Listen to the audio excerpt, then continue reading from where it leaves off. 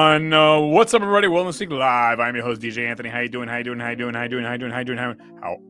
you? You know what? I'm not giving any advice, okay? I'm not giving any financial advice. Don't believe me. Check with your own professionals. However, how to invest on today's show. Now, you might be wondering, what the hell does investing have to do with health and wellness? Well, duh, everything. If you don't have money and you can't buy food and buy medicine or whatever, and so financial health is very important. And so let's talk about this, because I was chatting with a friend of mine, I don't know, a couple weeks ago, and she was like, oh my God, I want to invest. I don't know what to do, this and that. And guys and girls, doesn't really matter, right?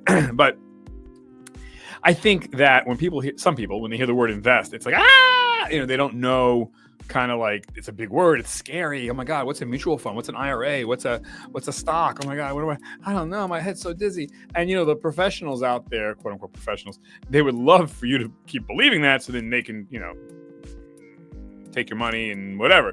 Not that the professionals are bad, but investing is much easier today than it was 15, 20, 30, 40, 50, 60, 70, 80, 100 years ago. Today, everything's on an app, on the computer. You call up a brokerage firm. Like, now, I use Charles Schwab, okay? You can use whatever the hell you want. I don't care. Don't use Charles Schwab. But that's the first thing, well, you want to get into when you start investing. But before the first thing, you need the prerequisite, and that is to learn how to save. Okay, so now, let's say, you got a 401k like most Americans, or you got even better, you got a pension.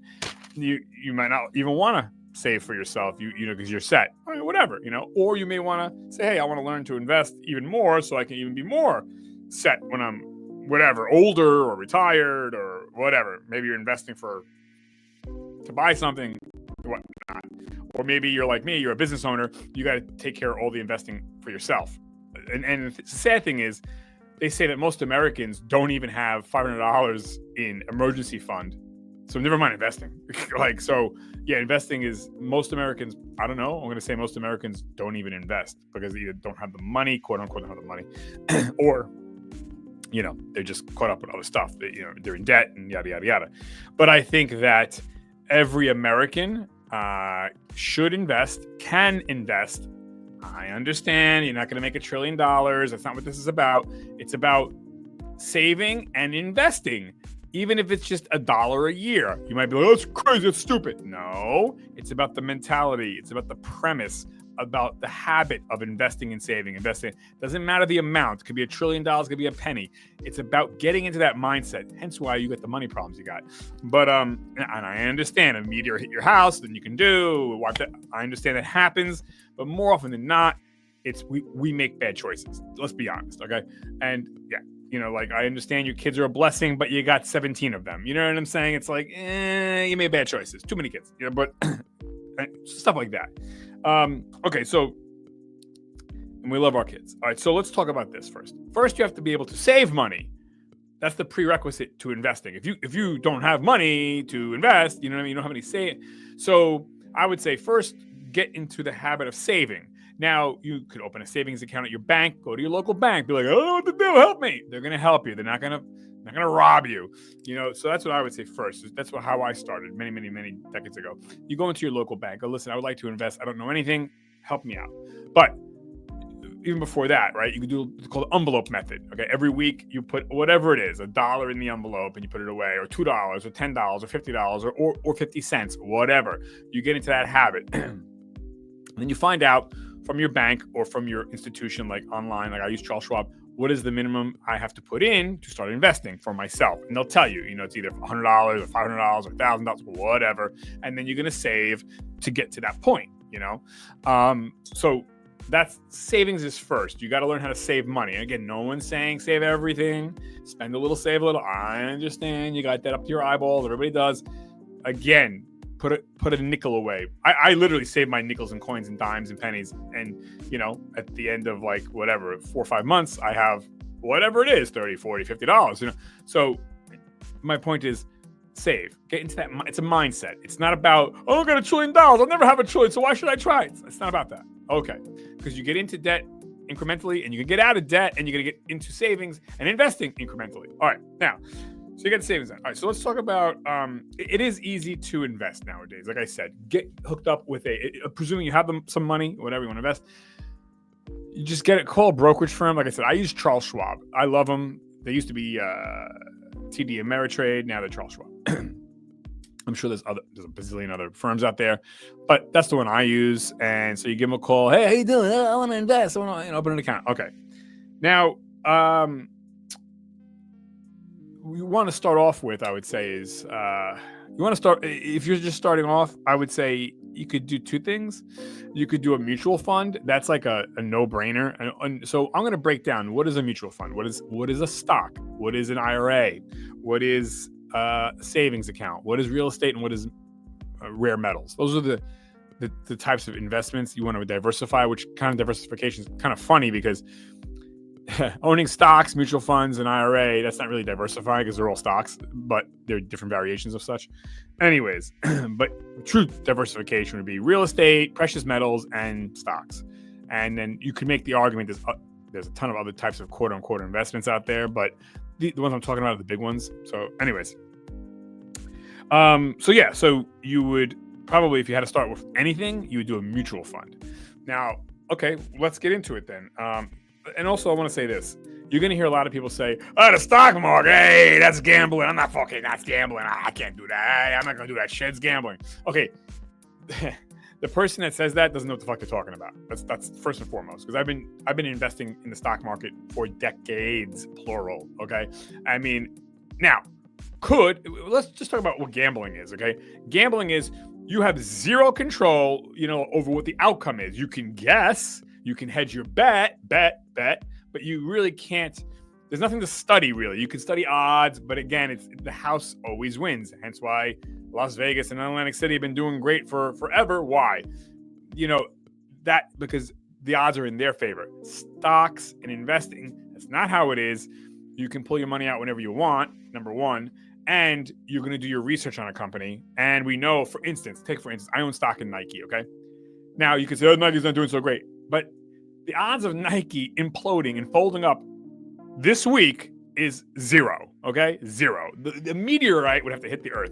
So that's not how gambling is, though. If I put my money on whatever, I could lose that all this week. You probably will lose it all this week. You will not lose it all investing in something like a Nike or a Budweiser or Home Depot. I understand companies go under, but not big, what they call blue chip companies. This is why it's not a gamble. Now, if you buy stock in something you've never heard before, like, hey, the XYZ company, I got a tip from a friend. You know nothing about it. You never heard them. Yeah, that's a gamble because you know nothing.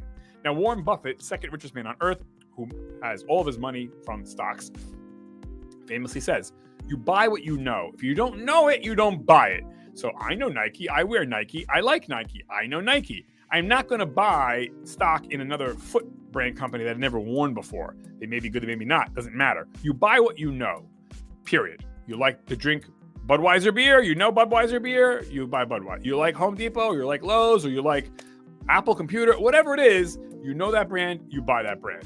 You know what I mean? So that's why it's not gambling, and it's stupid to say it's gambling.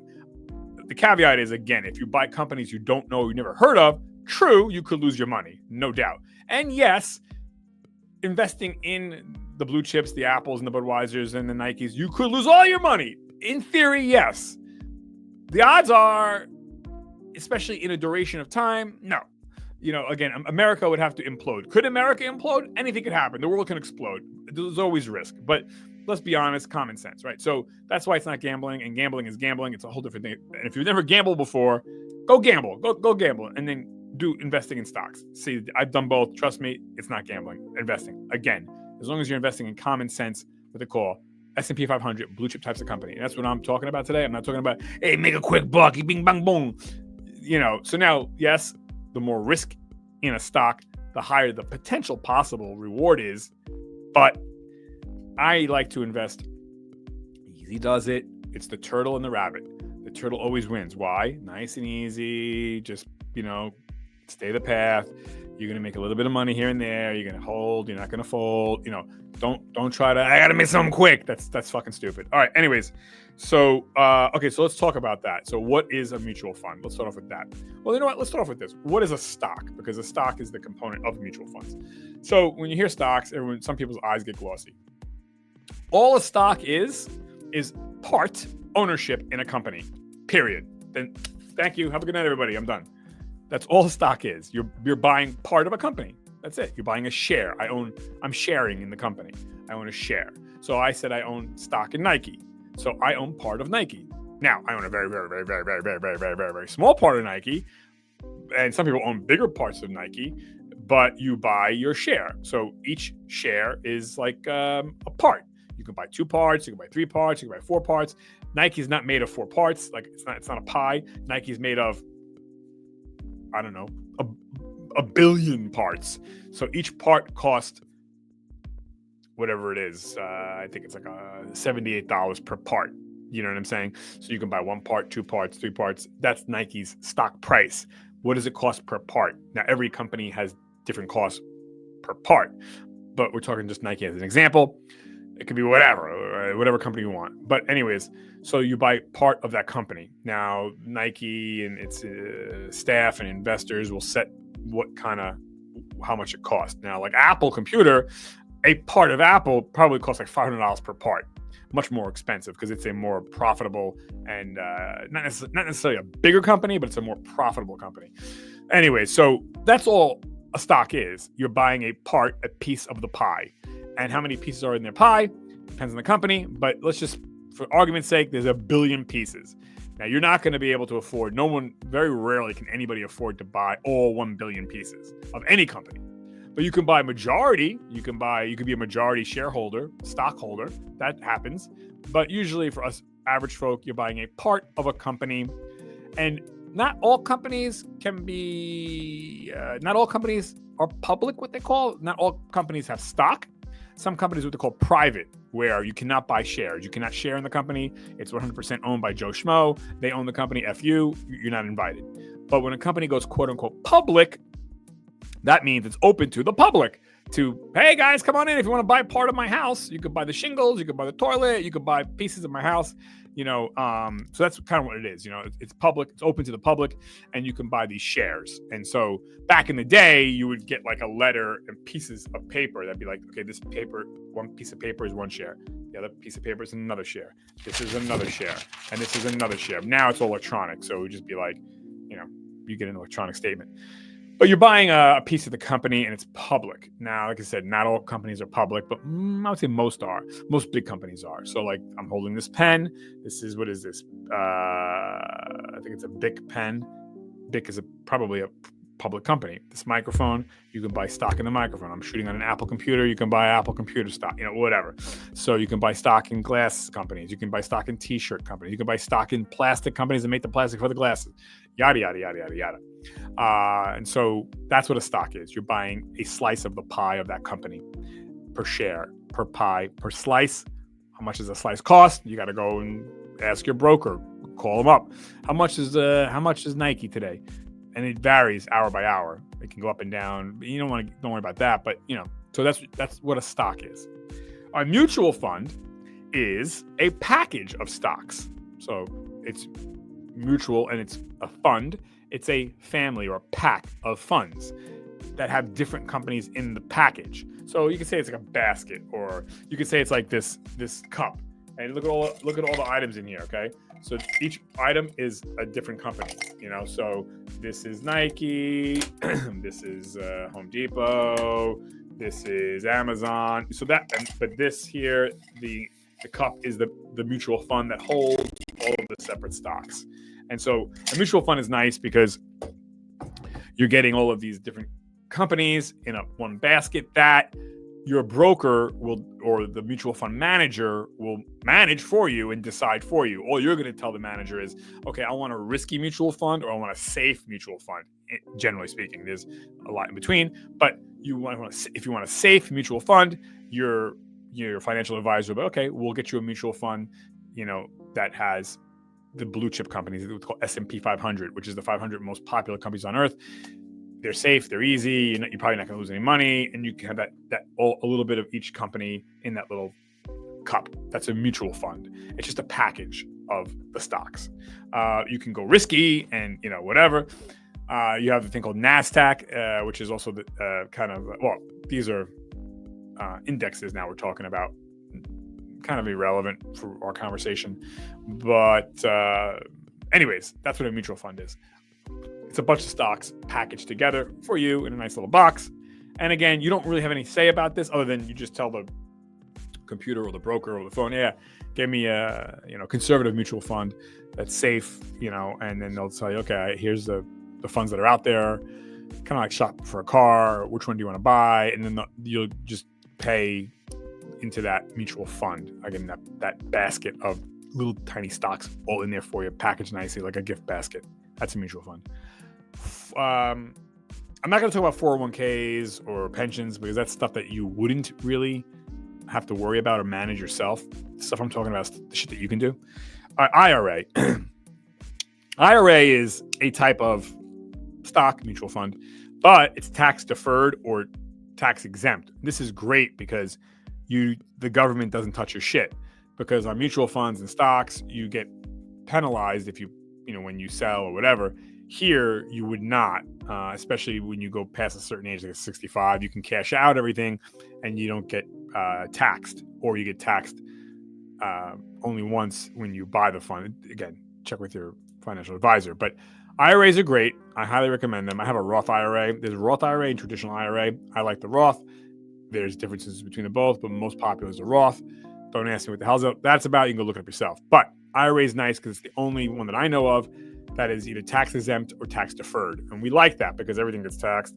But this is a special thing that our government set aside for us. And you can only invest, I think, up to $5,000 per year, which is kind of a low number. However, there's compounding to it. And again, nobody touches your shit. So this money's growing tax deferred or tax free. Holy shit. Like, that's rare in this country because everything gets taxed. So that's IRA. So we got stocks, mutual funds, IRA. And you got rare metals. That's another way to diversify your portfolio of investments. Rare metals. Metals, typically, you're not going to make a lot of money. However, you're not going to lose money either because gold's going nowhere. It's been around since the cavemen, silver, things like that. So you can buy gold, buy silver. And even if you have gold and silver in your house, jewelry, that's an investment. It's not going to, make you oh, I bought a little tiny bar of gold and next year I'm a trillionaire. It doesn't work like that. However, you're not going to lose money either. That is probably one of the safest things to do. But again, do you really want to lug around, have all this gold everywhere? You can buy gold funds and gold, companies and stuff like that online, so you don't have to physically own the gold. But I would say it's probably nice to have some actual physical gold in a lockbox in a bank, something like that. That's nice. That's a nice, again, diversification of the portfolio, so to speak. And then real estate. Real estate's great. I've owned real estate in the past. However, you have to have the patience for real estate. Now, so if you're going to be a landlord, you got to know, at 2 a.m, you're going to get that phone call. Oh, my doorknob doesn't work. Are you ready for that shit? So real estate is a great investment, usually.